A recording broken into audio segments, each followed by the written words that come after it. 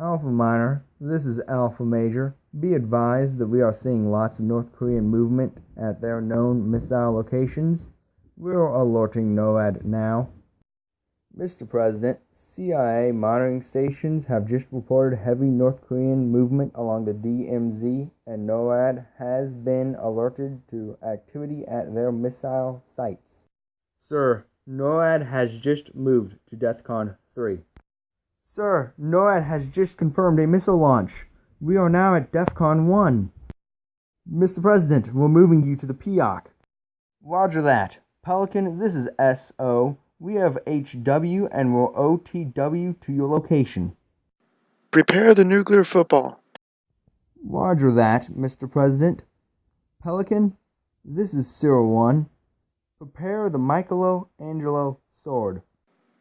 Delta 5, Quebec, Romeo, Hotel, Niner Echo, armed W-53 Trident II warhead with Mark V system and lock-on coordinates 38.99617 degrees north, 125.9256 degrees east.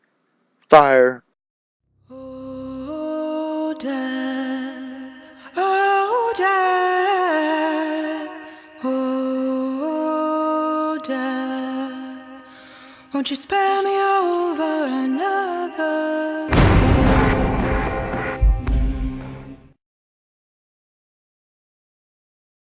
What were the events that took place 1 year ago today?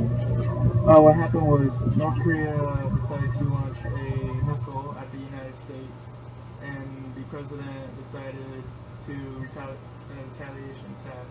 The reason the missile did not impact the United States is because we have a intricate defense system and early warning detection system that destroyed the missile, and since North Korea does not have that, we were able to strike Pyongyang with a Trident II missile. Alright. So what was the damage that was done? Could you explain? What was the death toll? The total death toll was 2.1 million people dead, and it was around 600,000 injured, and it created, from what I understand, it was a 600-meter wide crater, and it was about 400 feet deep. So how could such a small device cause such a big damage? Well, nuclear weapons use the power of the atom and splitting of the atom and force nuclear reactions. And modern weapons have MIRVs, which are even more deadly than the ones used back in World War II. Alright, how did the missiles work? The missile basically works, from the missile standpoint, just any sort of rocket. You have a propellant reaction, you just for lock, kicks in, goes in one way. The missile system that was used, the government has not released it yet, what these specifications, but what happened was we believe it was a Trident II missile, and that would have meant it had a Mark V MIRV system on it. Alright, so what are MIRVs? MIRV stands for Multiple Independently Targetable Reentry Vehicles. It's basically just multiple warheads on one missile. The Mark V MIRV had 14 warheads and had a total destructive power of 9 megatons. Okay, what is fallout? Fallout is basically when the explosion happens, two things are given off, energy and radiation. And now the energy comes in the form of explosion, fire, and shockwave and whatnot. Radiation is in the form of particles, and fallout is basically when those particles go up into the atmosphere and then they combine with rain or just anything, and then they literally just fall out, which can contaminate areas. We believe that areas such as China, Russia, and possibly even Japan have received some amounts of fallout radiation. Alright, so you talked about radiation, which we all know is dangerous, but what exactly is radiation?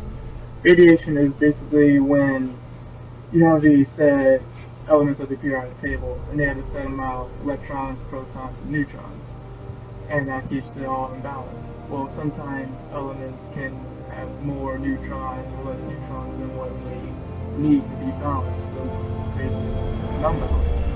And what that causes is them to go through forms of radiation. There are three types: gamma, alpha, and beta. And basically, they go through these to gain protons or gain neutrons, or lose protons and lose neutrons, and they also lose mass. And when they go through these, it can, one, create damage to humans and other living tissue, but they do this until they create or they reach a balance. Okay. So how does this affect humans? It can affect humans in many ways. It can damage our DNA and can cause cancer, which is known to happen. It happened in Chernobyl, it happened in Fukushima, and basically anywhere there was a nuclear disaster. But the main thing is just that, it's basically it just messes up our DNA, can alter things that we don't want altered, and create problems. Which type of radiation is most dangerous to humans? The most dangerous type is gamma radiation, and it's just, it's just more dangerous. Okay. So how are we gonna have to live in? Are we gonna have to live in fear now for the first time since World War II? Well, since this is the first time that a nuclear weapon has been used in actual warfare since World War II, we're not going to have to, since the event was that since North Korea is a rogue nation basically, and they use their weapon in unprovoked retaliation, which basically means that they just did it just for the heck of it, and we had to, launch back for justice purposes. No other nation is going to want to use their weapons just because of the threat of mutually assured destruction. And so that's why we don't really have to live in fear. And plus, if any other nation was to launch, again, we have our early detection warning system, and we have our counter missile system, so we should be pretty safe. Okay, cool.